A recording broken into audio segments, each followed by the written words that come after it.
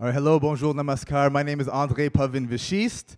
I come to you today as the Director of Learning and Collaboration with the Philanthropic Foundations of Canada. I'm also one of the lead organizers for this year's conference, and I'm so happy of our incredible team that has put this together. So far, so good, right?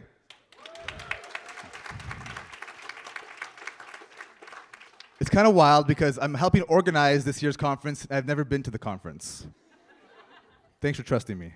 And what I was hoping to accomplish with this conference this year was to create an inclusive space. Because I know what it feels like to be excluded. And belonging, it feels much better. And I believe the reason why people put walls up vary because of fear, because of pride. And we're lucky that we're not experiencing war, but we are still experiencing division. And so the theme of together, ensemble. I'm going to do this little thing all week. So when I say together, you're going to say ensemble. So the theme of being together is about getting our community to gather, I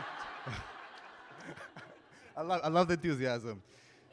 To see each other, to talk to each other, to hear each other, to understand each other, to work with each other, and we do that by being open, by being curious, and being imaginative. So we have designed 3 days that we hope is a time and space for you to learn the fundamentals of philanthropy, to discuss the trends and tensions, to collaborate. And we invite you to review our conference principles that Jean-Marc will talk to you about. We want to encourage inclusivity by acknowledging that we may not always agree, that we might not always have the same priorities, we might not have all the same views, but we do have one thing in common, that's that we're here together. And whatever we accomplish right now, it will have a ripple effect in our communities.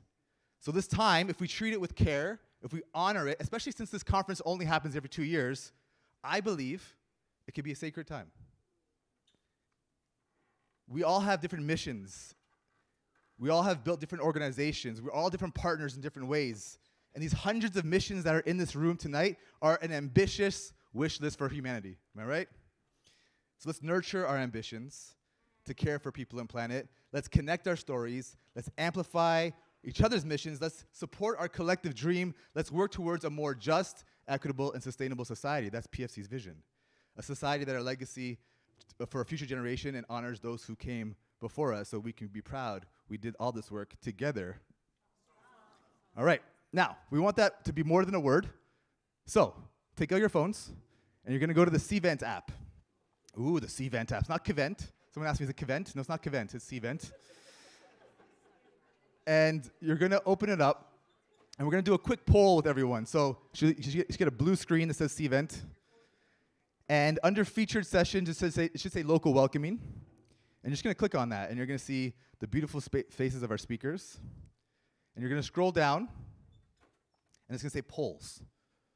And if you found that, just put your phone in the air. Give me yeah, okay, we're getting there. All right, okay.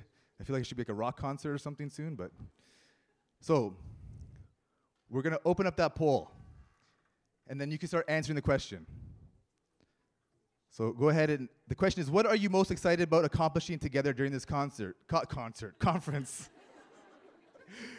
Qu'avez-vous le plus envie d'accomplir ensemble au cours de cette conférence? Oh, we got one response.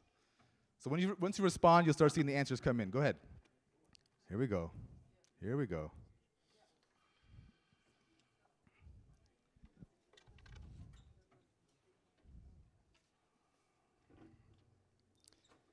So far, building collaborations and new relationships.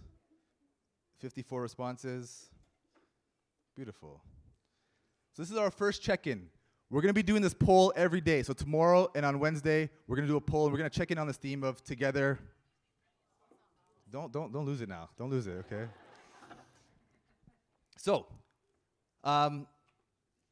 that's basically my opening there. So I want to say thank you for taking this moment to check in. And speaking of checking in, we are gathered here we call it Ottawa, but we're going to learn a lot more about this land that we're gathering on, this traditional land, and we want to go beyond the land acknowledgement. So what we have tonight is a local welcoming, and we're guests. We're visitors on this land, and we're going to learn about where we are today as guests, as visitors. And we're going to build that relationship from a place of humility and of listening.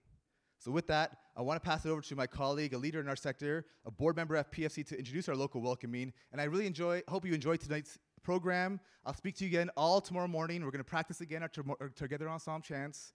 And so be ready for that. But for now, I want you to give a warm welcome to board member of PFC, Amanda Bernard.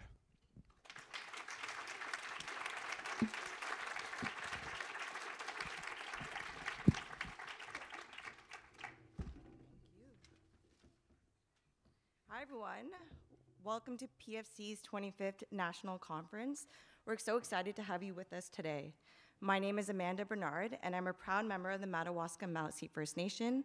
I'm also the Director of Indigenous Programming at Laidlaw Foundation, and I sit on the board of PFC, hence the fancy little ribbon.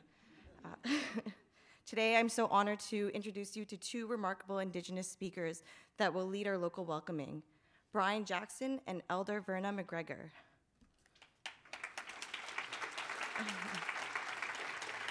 Awesome. So Brian Jackson is a member of the Waswanipi First Nation and currently resides in Ottawa-Gatineau region with his wife and 3 children.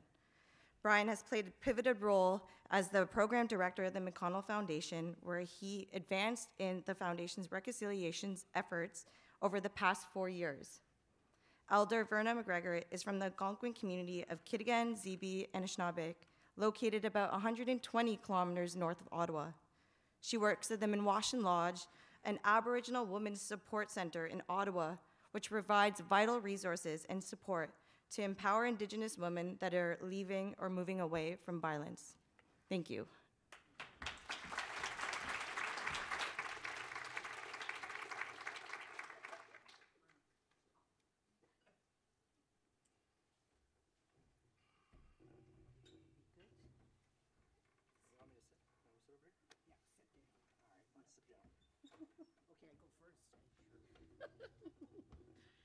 Hello everybody, Kwe kakina, bonjour tout le monde.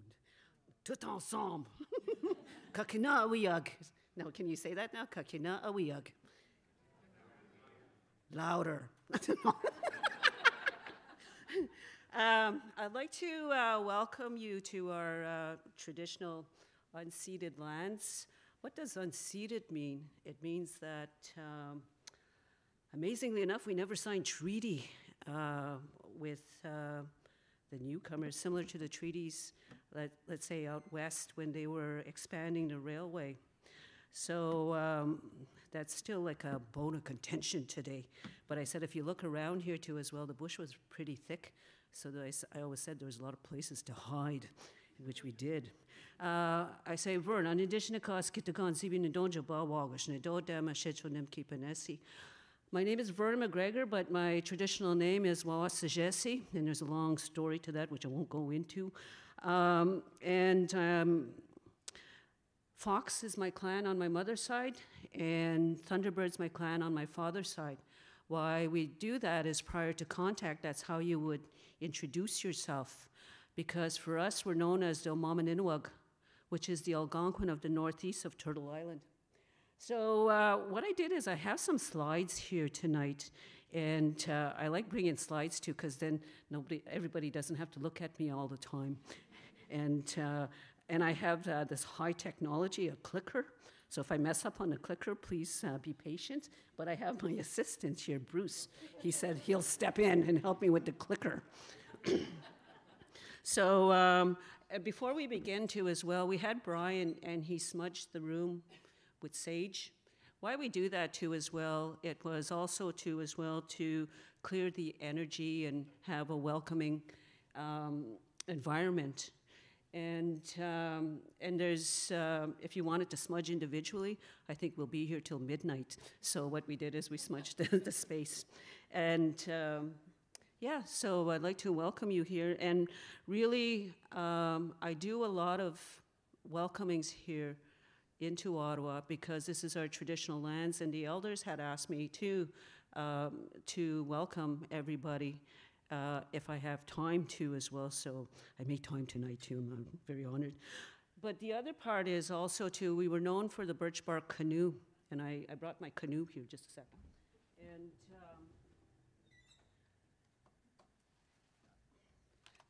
my God.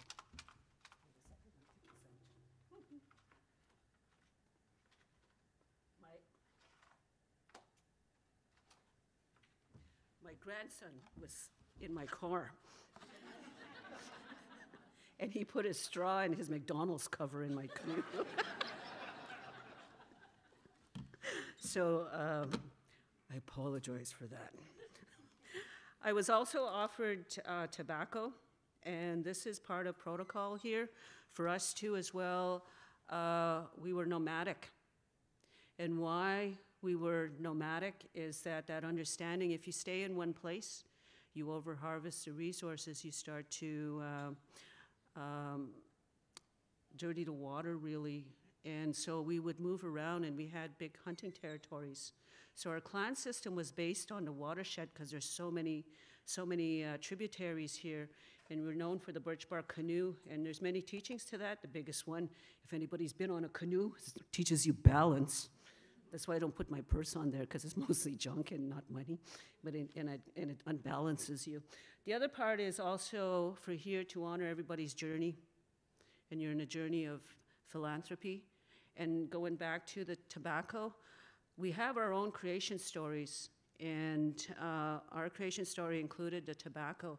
It was one of the first gifts given to us, and one of the instructions for that is anytime you harvested anything from the environment, whether it be the plants, the animals, you use stones for ceremony, you would always give a little offering.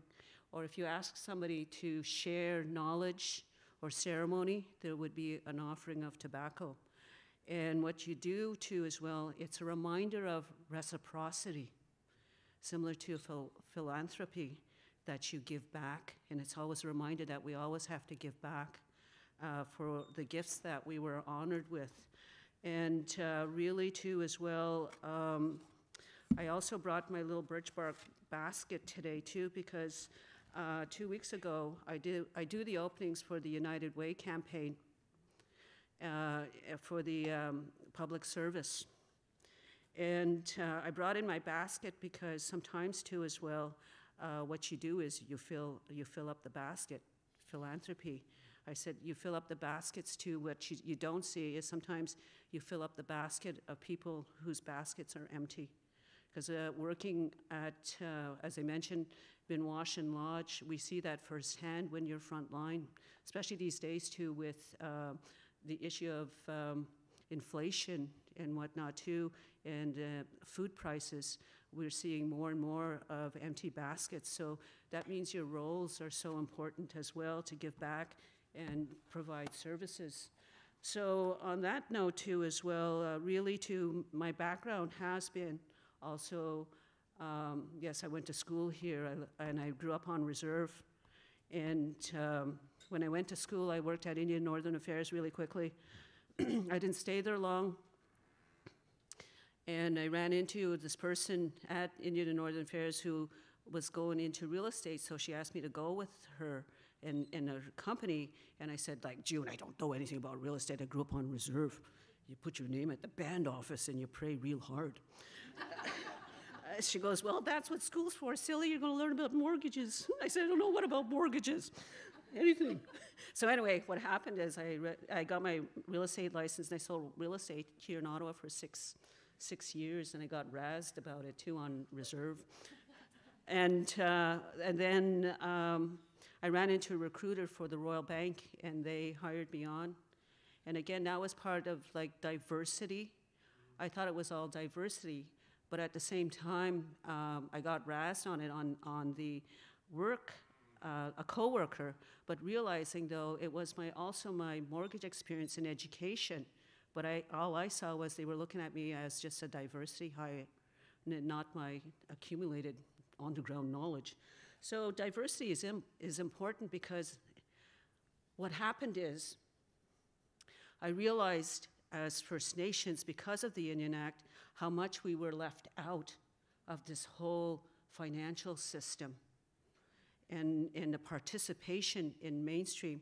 And I'm going to talk about that really quickly too as well, but even things like economic development, even access to basic banking. So I went to work for the Assembly of First Nations, and that's what one of the things I would talk about. I said, hey, we got to build our own banks. We got to make our own banks. And one day they did an intervention with me. They took me to lunch, and And they said, we have to talk to you. And I said, oh, okay. And they said, well, we think you're crazy. I said, well, yeah, I kind of figured that. And they said, well, we can't have a bank. I said, why not? And so anyway, that started, this led to a task force on the National Aboriginal Financing Task Force, because under the Indian Act too as well, you can't collateralize the land. So again, it's that evolution. And I got tired of the task force, and then moved home to my community, and I became the economic development officer. And one of my major projects was the maple syrup. And why I like the maple syrup is because we had forestry all around the community. Well, when we created this resource, it was a traditional resource, but also at the same time, we didn't cut the trees, and we created a cultural resource, at the same time bringing back a traditional resource. So our tagline was blending tradition with technology. So what I do today is also now I work a lot with the federal government and other organizations, and I talk about the difference with the Native understanding and the non-Native understanding, because there is a difference. And again too as well, that's why I'm here tonight. So now I'm gonna stop talking and I'm gonna use my slides. Technology. And how am I doing on time? Yeah, Brian's gonna say enough. Tell me enough, because when we're ready. So, yeah, we're the Algonquin Nation, Mama Ninawak. I won't get you to say that. And I say, again, I do a lot of openings, so I start from the beginning. We called North America Turtle Island. We still do. So, and I took this from Facebook, eh? So satellite, if you see a satellite view of North America, I said, yeah, how did our ancestors know that America looked like a turtle? Well, really, for me too as well, while I was going to school, and I studied economics in school, and then I had project management, blah, blah, blah. I always sat also with the elders in the lodge, and they call Turtle Island Mikanok Minising. And it is shaped like a turtle, but there's whole teachings to that. And if you look at a turtle's shell too, there's 13 segments on the shell, and that was tied to the moon phases. But also too as well, there's also tied to governance. So, but I like to joke too as well. I said too, you know, they used to have this fantasy island when they'd start and go, welcome to Fantasy Island. So I said the Algonquin. When they met Samuel de Champlain, they said, welcome to Turtle Island. Again, prior to contact, there's William Donovan writes that the discovery of America was followed by possibly the greatest demographic disaster in the history of the world. Research by some scholars provides population estimates of pre-contact Americas to be as high as 112 million. It's an estimate in 1492, see it all starts with 1492 Columbus. While others estimate the population has been as low as 8 million. In any case, the native population declined to less than 6 million by 1650. I include this too because I do a lot of talks on climate change. And first of all, that's why I bring my little birch bark canoe too, especially the climate change people. They're all scientists most of the time. And I said, you know, we travel carbon free. That's right. But,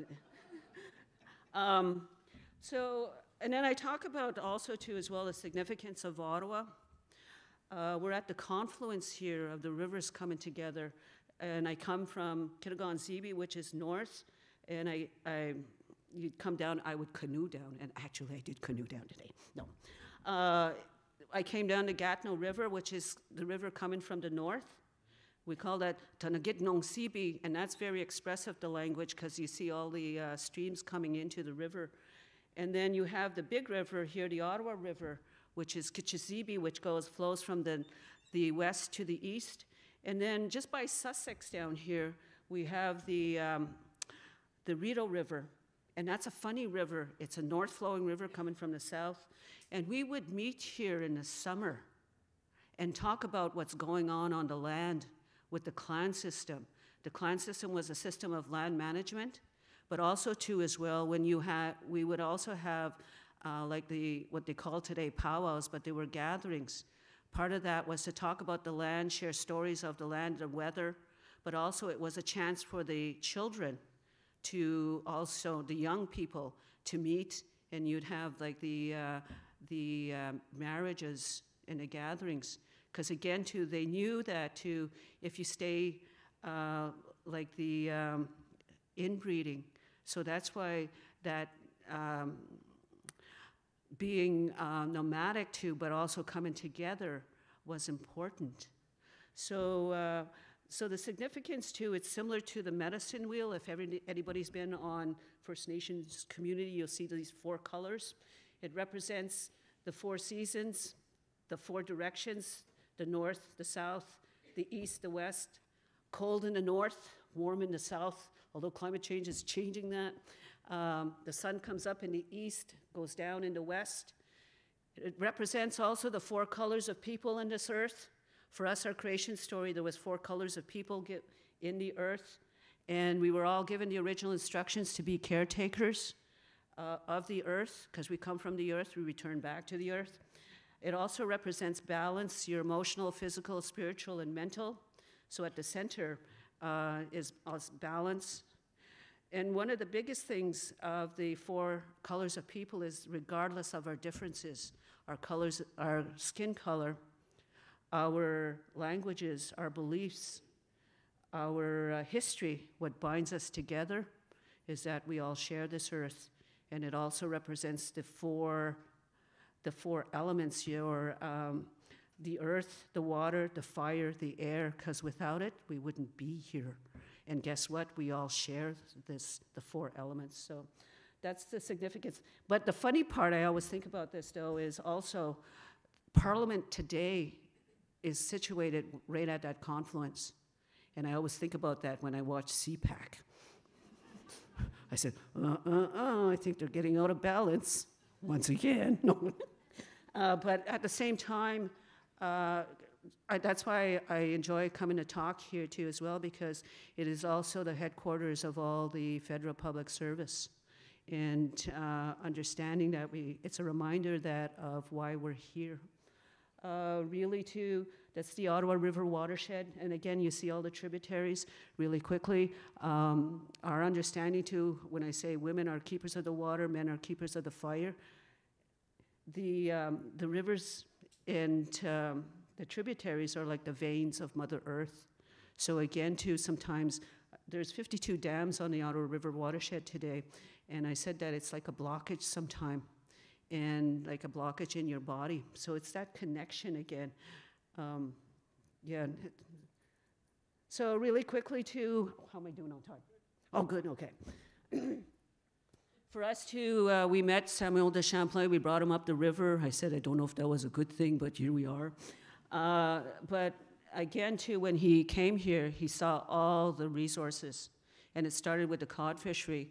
Apparently you can just put a pail in the water and you can pull up the cod, but look at today with the cod industry.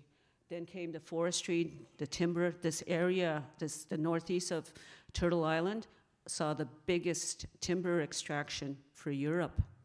And then came like the furs. We had the beaver war because there was such a demand for the furs from North America in Europe. Then came with the forestry, the dams, and onwards and onwards. And here we are today. But as that was happening, then for us as First Nations, they had the creation of the Indian Act and on reserve. So Kitigan Zibi was in 1853. Our ancestors paddled to Toronto to petition to try and get a reserve status. So then we were also open to pandemics. Pandemics are not new. We had smallpox, the Spanish flu, TB, especially with the residential school. People don't know we had the pass system. You needed a permit to leave the reserve, and you needed a permit to come back with the Indian agent. And I remember and that was still in the 60s, so my parents still saw that because my father ended up going to work in the States because they wouldn't, because of the racism, you didn't hire Indians. And then he'd come back, but then again, sometimes it was quite the interesting experience. Post-secondary education, you needed to enfranchise to attend university or college. This was removed out of the Indian Act. I say 65, but it was like around 1958, but still people didn't go to college or university. They started to trickle in. And then there was restrictions even to retaining legal counsel. You couldn't hire a lawyer. And so I always said that where in the earth did you have to give up who you are in order to attend university and college? And that fueled this notion of also the lazy Indian. The other part is residential school, as we're talking about next week, is the TRC. The taking of the children again with TB. The first school was in 1831. The official system was 1833. The children forbidden to speak their language led to the TRC report, as we all know today. My parents didn't go to residential school. They went to day school, which was pretty bad, but my mother was very hard-headed for some reason. And I don't know, like, unlike me, no. I'm very gentle, no. No, and what happened is she was insistent on starting the Algonquin language program. But I remember, I was just mentioning this really quickly, a number of years ago in 2000, I had this delegation from Taiwan, and they wanted a ceremony too. And what happened is I invited my mother and Peter, the elder firekeeper, and then she told a story about her parents going to town by horse and buggy, and they left her in charge of the gun. And my father saying, don't let your brothers and sisters be taken by the Indian agent and hauled off to residential school. And I always wondered if my grandfather did go to residential school, because he was very adamant, and he told them, don't come to my house. So, but they saw him as crazy, but today, I don't think he was crazy. The Indian day school, again, too, as well, that was language lost as well. And today we have the 60s scoop, too, as well, the taking of children. And then the murdered and missing Indigenous women and girls, and the 2S LGBTQT, I'm sorry, with the acronym. There's others, too, as well, the sterilization of Native women, and the Human Rights Tribunal on Child Welfare. So again, too, I myself has been impacted. We have 2 girls still gone missing. They still haven't been found. But again, too, and the sterilization of women, that's another story. But so that's why it's important that you're here today too, as well, to understand that it's not a long time ago, it's very recent. The other part also too, as well, is that the federal government banned our ceremonies. So even Brian today, smudging the room, the police would have come in. I remember being with William Commando, which is my uncle, he was adamant, he continued on with the powwow gatherings, and we had Indians from all over in the United States even. And then one year, I was about 4 or 5, my parents just kept on driving because the RCMP were there to stamp out the fire and threaten to arrest everybody. So again, that's not long ago. Some communities continued to perform the ceremony in secrecy, while others upheld a prohibition in fear of prosecution. So it's all the stories coming through, but again, we're on a path of recovery, really. And I think, and I'm honored to be here, because I said I wonder how philanthropy too plays a role on that in programming. And again, really quickly, these are our wampum belts. Again, those were one of the items too. Our sacred items were confiscated. Amazingly enough, we still have the 3 original. And again, they're called peace belts. The other part is, the middle belt is a 7-fire prophecy belt. It was foretold the times we're in. It represents 7 generations, the 7 diamonds. But this middle diamond, there's the 2 diamonds crossing, meaning we'll come at a crossroads where we'll all have to come together regardless of our differences, like the medicine wheel, our skin color, because guess who's in trouble? It's the earth, but the earth doesn't need us. We need the earth. So, and I look at this climate change, and I said, here we are at that crossroads. And climate change is not a new phenomenon. When in 1492, after all the Native Americans did the population decline, it's sort of, they sort of had a mini ice age with the world, because there was other things going on also, not only in North America, but again, the population. I said, we people are pretty, we create a lot of heat. And, but again, it's this industrialization too has spurred also, and we're very innovative, but we're having a high population, but guess what? We're also burning up. So that's a challenge too, I think, for philanthropy as well.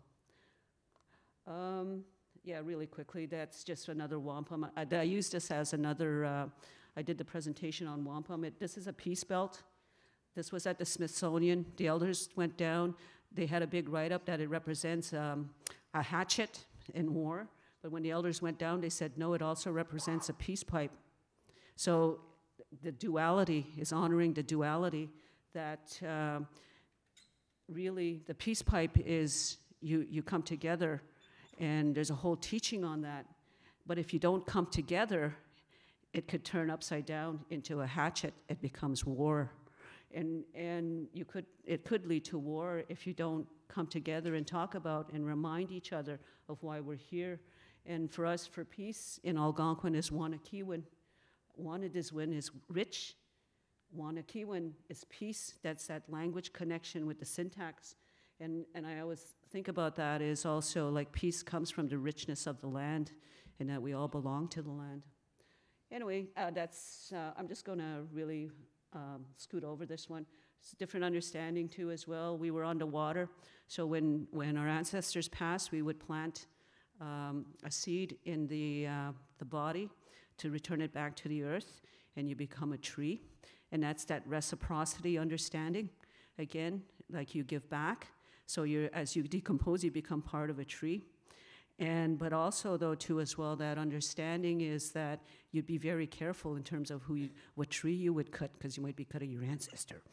But again, but here too, if you go out, it's a reminder, the tree teaching too as well, we breathe out carbon dioxide, but they give us oxygen.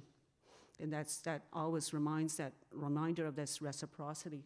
And that's why this tobacco leading understanding. And again, I just talk about different understandings. This was our housing. We weren't known for the teepee, it's pikogan. Again, too, as well, it always, the womb, the importance of women. We were nomadic, so our houses were biodegradable, really, and which is different today because you have the suburbs. And again, too, one is permanent, the other one is not permanent. And how do you reconcile that too? Because the suburbs today too as well have destroyed a lot of the ecosystem. So again, how do we balance that? For us, we're known for the canoe, but look at, we have the traffic today and the CO2 again. So again, it's good that you come together and share your knowledge, because one of the biggest teachings too is that innovation comes from spirit, and then you mix that with your training and your teaching, your schooling. So really quickly now to the end, I just say this was done for Canada's bicentennial, 2017. It's Canada's 150th birthday. Was with Manuel Baez, who is the professor in architecture. At the bottom here, he has the, at the center, look, it represents Turtle Island. And in the 4 benches are in the 4 directions, representing the 4 people coming to Turtle Island. And then behind the benches is Canada's growth. Canada's a young country. It's 160 years, yeah, close to 160 years old. And, but at the same time too as well, he etched the rings of the tree, the cross-section, to show the time of this Mother Earth. And on top represents the dream catcher. And the dream catcher, you see that in the stores, it represents, it filters dreams, but it also represents the spider teachings. The spider teachings is that the spider weaves the web of life. And when everything is interconnected, that what you do is part of this big web of life, so your work here is important in terms of the web of life. And one of the biggest teachings is also to, because of the four elements, what we do to the earth, we do to ourselves eventually. So on that note, I'm just going to say a little prayer in the language, and then I'll pass it on to Brian. So I say, miigwech, Ojeni gashki tochimondo se konshe non go mwe kakinapa ma zajikten as well konshe chim monjit nanwan mwe ya philanthropy jen ka dege konshe squat ne gwe de simen ke go gejemon doshes kana noch go shni gwe de simen we do ko kakinapa ma zajikten as well konshe bigwe chonje kakina gagishe and dan anje mam de gen in the kimenan shkaki question kazon in the kimenan we do ko kakina Big match on Jay, Kakina, take Kitigan Zibi to be Kizis, Shajanangshak. We don't want no commission to be Kizis on Jay Nagadwab and Kakina Guchnabi. I should we don't want Nimshomson on Kizis on Jay Nagadwab and Ishkode. Big watch on Jay Naserwin, Kagimi, Jen Chimino Pemazian. We don't want Kakina, Mam to get a jock as a chick mamma, COVID-19, a shit Kakina go jock as win. Ganche squat negwe de simen, a shit we don't want Gan and Gino and Dognak, Nimshomson on the Gokmaston, a shit and Dabano Gishak. Shwen mishnona shit we do kwa ya the magasijik we wisnajik akasijik kaya we mi gajik chiwana kiwach nongum shwen mishnon me miigwech is thank you in our language, say merci en Algonquin. And I say it 4 times to honor the 4 directions, the 4 seasons, the 4 stages of your life here, your earth journey here. And I wish you well in your gathering and do much philanthropy. You got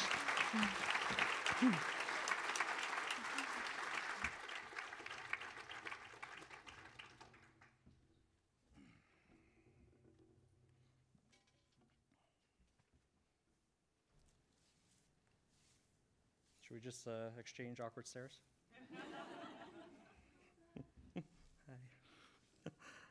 Bonjour, Petaban Anishnakas, Kagmuk and Dunjaba, and Juju Jackson, and Dadak, Dennis King, Makutsur, Kokum, Hala Helena Jackson, Nashomus Frederick Jackson, Henry King, and then Kiknamagan Kapi Totuk, Nagikan Nashan Zagutung, Skitch Magic, Anishinabeg, Anishinabeg, Kadanishkadojakum, the Kukak.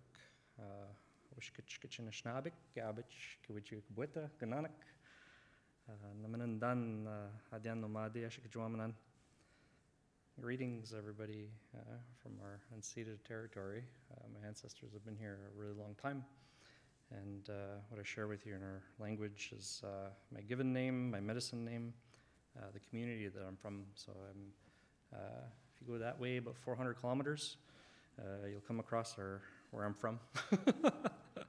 But as I share with you, I'm also a member of Waswanipi First Nation. So I got EU and Cree on my mom's side, and Anishinabe from Winnoway on my dad's side, Long Point. And I'm really grateful to be surrounded by friends and relatives and others today. I think it's a beautiful thing to be together. It's a beautiful gift to give one another, is to take that time and be intentional about how we come together.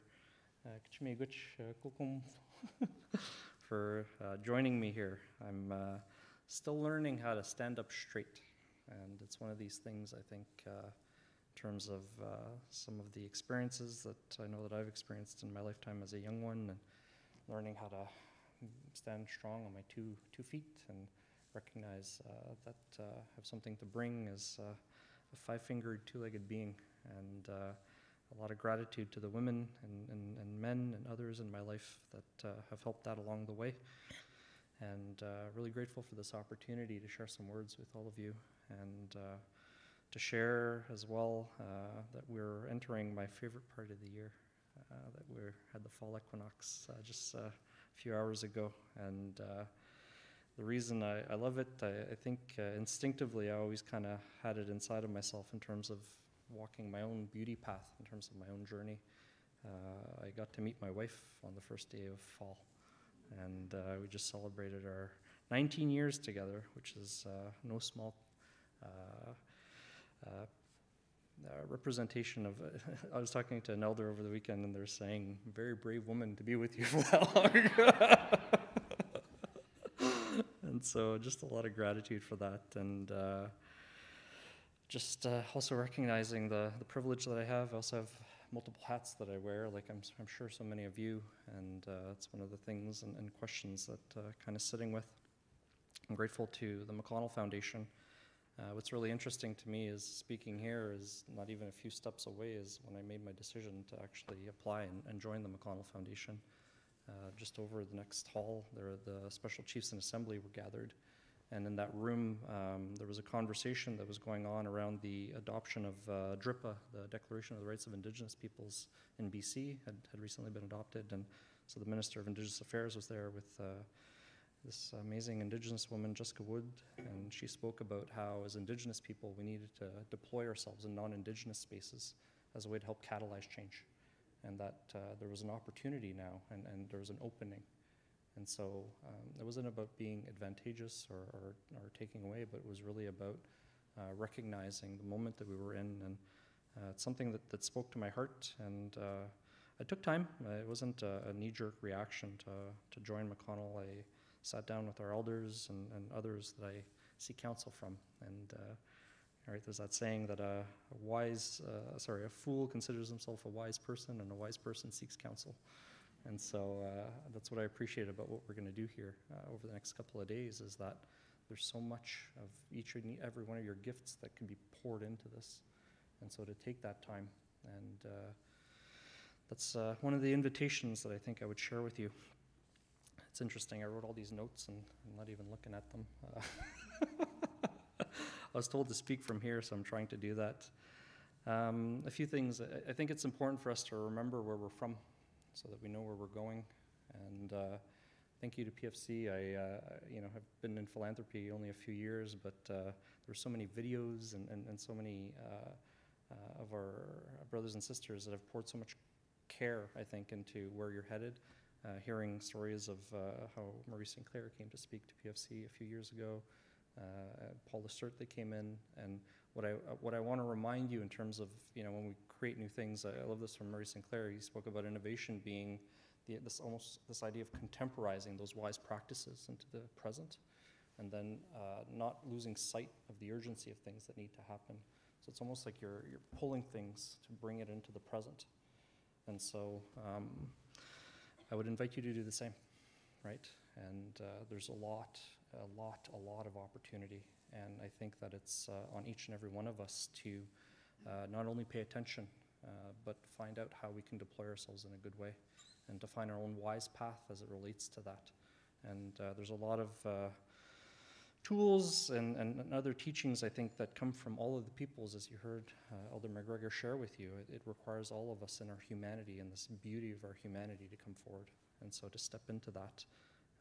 The reason I do it, see me stroking these feathers, I was given this when I became Kitigan, when I became a student, and there's 7 feathers that are here, and these are geese feathers. There's a lot of teachings that we get. I know for myself, I often like walking around like this. And my elders are like, head up straight, you stop looking at your shoes, look at the sky too sometimes. And so there's a lot that I've learned from looking up. And the reason that we have this is the fundamentals of the sacred grandmother and grandfather teachings is one of the things that I was reminded of when this was put together. And so the fundamental 4 in order to then help the other 3 emerge. But it's also this idea of knowing your mother, your father, your grandfather, your grandmother are there for you, and the trinity of that relationship with your family between man, woman, and child, right? That there's a fundamental there. And no disrespect to our spirited and two-spirited and other relatives, but that's a really strong foundation. And if any one part of it is attacked, right, we have responsibility to make sure that there's a sanctity of that. And so this is a part of some of the teachings that I was invited to study and continue to learn and to unfold, and there's no shortage of beauty in that.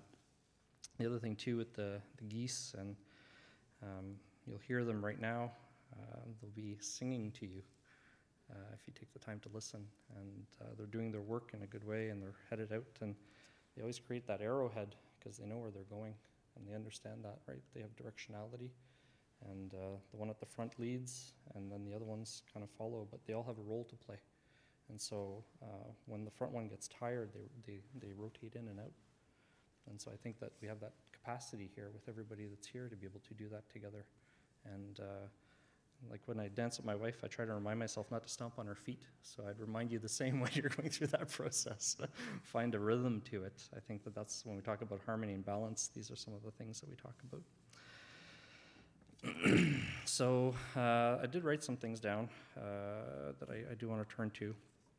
There was equinox ceremony over the weekend, and I was asked by the elders to make sure to bring a couple of things here. And so that's my invitation. And one, and we heard it, that regardless of the pride that you carry, remember that you're connected to all parts of creation, and that we have the opportunity to enter into good relationship with all of these parts. And so when we think about the, way down, our Mother Earth has that fire in her belly, but there's the mineral life, the vegetative life, the reptilian life, that insect life. We think about the fish, the aquatic life, our two-legged and many-legged relatives that walk the earth with us. And then we also look up and look at our winged brothers and sisters, and we have responsibility. The other thing, too, is be well while you're here. I hope you are well. And really that's a hope for us, so that you're able to give yourself everything you need while you're in our territory, and resource yourself. There's so much out there. I know I grew up with this kind of like scarcity mentality, that I somehow grew up in a poor space. And the older I get, the more I realize how not true that is. And that Creator doesn't make junk. It's something I really love. First time I heard that, I think it was from Paul Lessert. But so honor yourself as a part of creation, and be humble is an invitation. And the more that you give yourself, the more you're able to offer out, right? The more we grow, the better off we're going to be. Quick mental exercise that I go through to be able to check in on that is, this idea of, if I was to offer you $10 million today, but there was a catch, you don't wake up tomorrow, do you take it? I'm ready to bet the majority of you wouldn't. And that to me speaks to how invaluable and how sacred our lives are. And so whenever I feel alone, or whenever I feel that challenge, I look down and remember all of my ancestors that probably have gone through all kinds of stuff that I don't even know about. But I really appreciate that we have that ability to come together and to unleash and to really help the beauty of the world emerge. And the other thing, too, is it's not by accident we have all of this in terms of our ability to think. We hear the truth and the lies in the world. We see the beauty and the ugliness. We smell the holy and the unholy. And through all of it, you have to make a choice. So what choice are you going to make? And the reason I say that is that to remember that there's a cost to doing nothing. That's something else that we heard in the past. And so I really appreciate that you've taken initiative, and thank you to your family and your relatives for giving you the time to be here as well. So to all those that are not here in the room with us, to acknowledge them also. It's not by accident your eyes are in the front of your head. Always keep moving forward. There's a lot of pain that's happened, but we don't have to live there, right? You have the opportunity of today and the opportunity to come into the future. And so, again, lean in. I was reminded, one of the elders was talking about, we all went into this time of COVID together. And I know it was painful for so many of us, but the invitation that we had from our elders is, one, to remember that life is sacred. As you heard Elder Verna say, we've lived through pandemics before. It's not the first one. But with that, it was an opportunity for those that I hope you were able to leverage, which was the ability to vision, right? And so to take time with yourself, to know where you're going. It was kind of like a pit stop. And so now that we've reemerged out of the pit, let's gain some momentum on the things that we said we would do. And so with that, the other thing they've asked me to share is that there's no perfect conditions. So when we think of this thing of reconciliation between our peoples, right, the best time to have started was when we first made contact. And if you haven't taken advantage of that opportunity, we welcome you to take advantage of it now. And there's a lot of tools out there. There's a lot of people that have so much to give and offer. And so not always to look to the ones at the front, but to recognize there's the entirety of that arrowhead together. And so we all have something to contribute, to be able to pour in, not only for ourselves, because it's not about our ego, but it's a lot about thinking of those young ones and those generations yet to come. So in terms of our worldview, we're always thinking 7 generations back that led to this moment in time where we can be alive and experience this lifetime, and to know that we have a finite amount of time, so to make the most of that. But then also thinking about those 7 generations yet to come. And if you want the mathematics of it, I mean, we can estimate, right? When you look at that medicine wheel, some of the stories I've heard, for example, are how some of our elders in the past have lived to see Halley's Comet twice. So we know that our human life can span 120 plus years if we live a good life. And so to look to all of those generations and to try to live up to that, I think, as well, because we've gotten so far away from it. There's so much that's in front of us in terms of challenging our health, and it's can feel disheartening, especially when I look at the realities that because I'm Indigenous, all of a sudden I am supposed to live 10 years less than a Canadian. That hits home. There's a lot that can happen in 10 years. And I've got kids. I'd love to see their kids if they choose to have them, and so on and so forth. And so I think there's us getting back to those ways as well, and it's going to require efforts on so many fronts. And so that's one of the invitations. And not to forget our young ones. I remember I was working for some time. My son's first words, my son Jack, his first words were, "Daddy's working." And I say that not to impress you that I work hard, because I think I do, but maybe I don't know. From his view, I got on a bus in the morning, and then I would get off the bus at night. And so what he understood my work to be was me getting on a bus. He thought my work was the bus. That's not the work. And so when it comes to this idea of reconciliation, I think it's very much the same, where it's a lot more than just what we perceive it to be. The best mental model or visual I can give you of that is, I don't know if anybody's had this chance. I used to love these when I was a kid. There's pictures with just a bunch of dots, but if you stare at it long enough, this beautiful image emerges, right? And that to me is very telling of the ability to be able to pour in care and love and all of those good things into this journey together. And I think that we can help that vision emerge. And there's no time like the present to help that come about. So the last thing I was instructed to do was, we talked about all those things, but build you back up and to send you off and hand you off in a good way. So I've been asked to sing a couple of songs here for you, for your spirit. And so I'll do that. And just a lot of gratitude. And for those that I haven't met yet, doors always open, happy to have a conversation, and happy to share what I have and to help this work move along. And thank you to philanthropy, and thank you to all of you.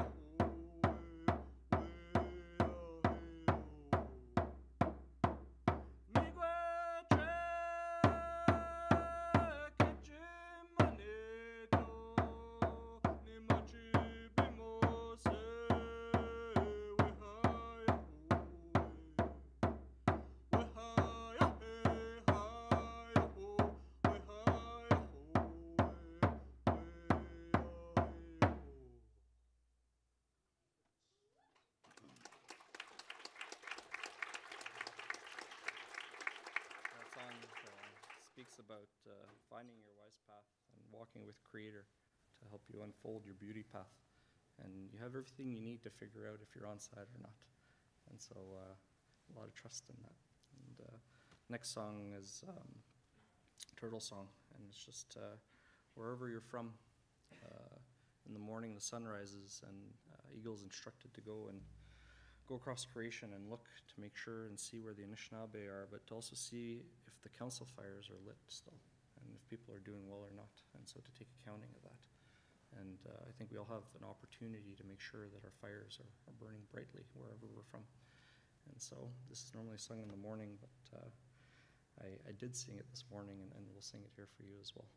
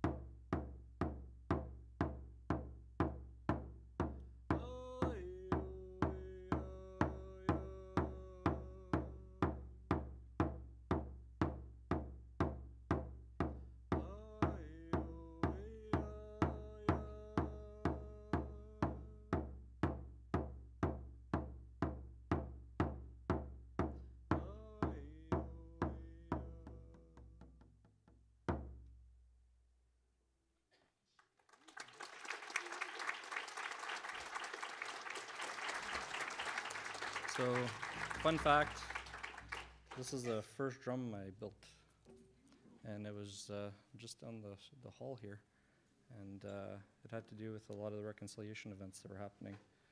And so it's an honor to be able to show you that I'm continuing to reconcile with myself, and that that was made available because of the love and care of Canadians to give us the resourcing to bring people in to be able to build something like this and to give us something that's ours back. And so, Chimigach.